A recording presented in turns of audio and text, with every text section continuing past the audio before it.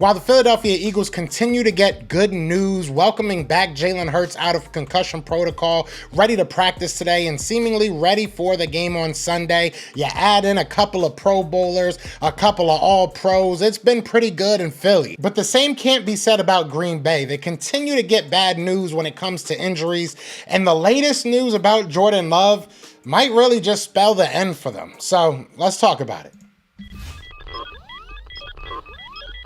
You want Philly? Yeah, let's do it. Let's do it. It's your boy Joe Castro, aka Philly Fresco, and it is another episode of Philly the podcast. So, look, it has been a good couple of weeks, good year. I mean, realistically, the past 18 weeks have been lovely for the Philadelphia Eagles and their fans. Green Bay Packers have had a pretty darn good season themselves. We are going back to week one, and it's going to be a playoff matchup this time. It felt like a playoff matchup in the first matchup. I'm going to be 100% honest. It just had that type of atmosphere. I know it was in Brazil, but it just had that type of feel. We're wearing, it seems, the same uniform combination. I don't know if we're going all black or if we're going to do white and black again, but we will see. It looks like blacks are coming back.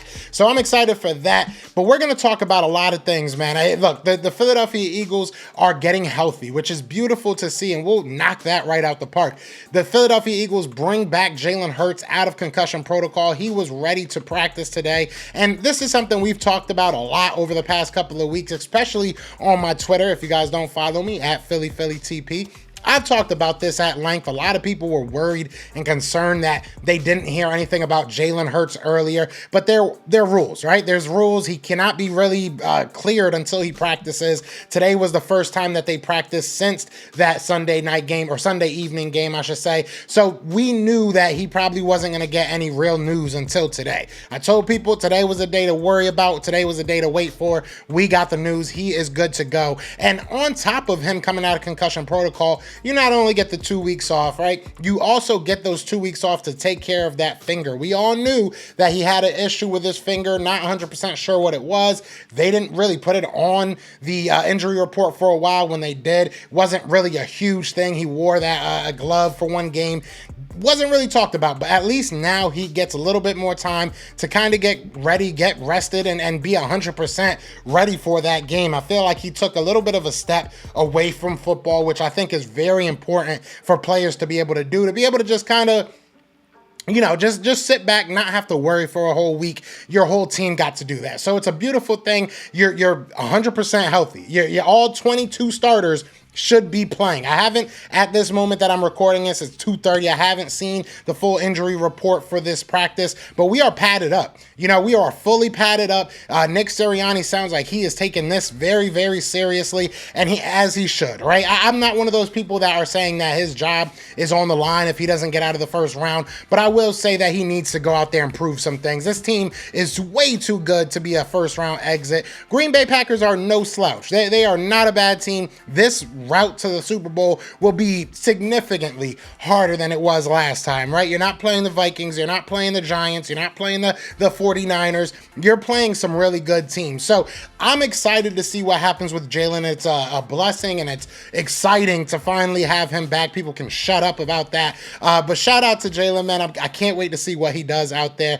Now, I do want to talk about couple of the All-Pros, man. So the All-Pros that we got this year are Jalen Carter and Saquon Barkley. A lot of people, including me, I'm going to be real with you, wanted to see Zach Bond up there. I wanted to see Zach Bond as a first-team guy. I think that he deserves it. I think he was far and away one of the best linebacker this year. And realistically, you can make an argument one of the best seasons we've seen from a linebacker in a long time. So there's a lot of great linebackers out there, a lot of great players out there. I'm a little hurt that Zach Bond didn't get the first team honors, but Saquon did and Jalen Carter did. And we all know about Saquon, so I'm not going to go on a whole spiel about him. Shout out to him. He deserves it. But Jalen Carter, I didn't think Jalen Carter was going to get it. I'm going to be 100% honest with you. And it's not because of his play. It's because he didn't stuff the box score, right? The box score wasn't crazy. His stats weren't insane when you just look at them on the surface level. But when you go in depth, when you look at his pressures, when you look at his win rate, when you look at just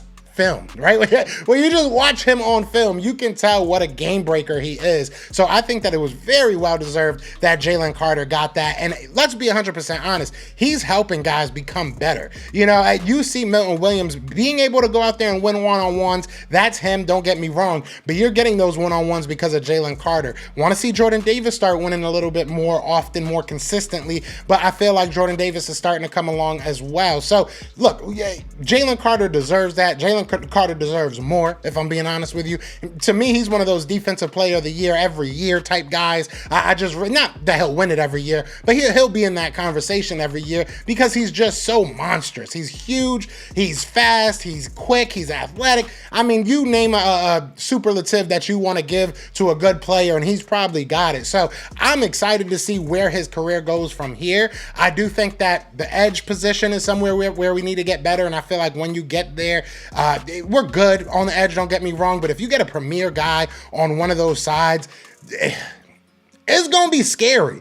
It's going to be scary. I don't know how you can stop a guy on the edge that's nasty and stop a guy like Jalen Carter. You saw it with Brandon Graham. Brandon Graham was balling out because he knew, all right, I got Jalen Carter over here. I just got to win my one-on-one. Let's go do this. Josh Sweat has had some really good games. The same thing. Nolan Smith, excuse me. These guys have been able to really eat off of the dominance that we've seen from Jalen Carter. So I don't know if you guys can tell, but I really think that he deserves that award. And I think that he deserves to continuously be talked about like this. I think that this kid is realistically going to be one of them ones that we talk about for years and years to come. The next decade is Jalen Carter's playground, in my opinion.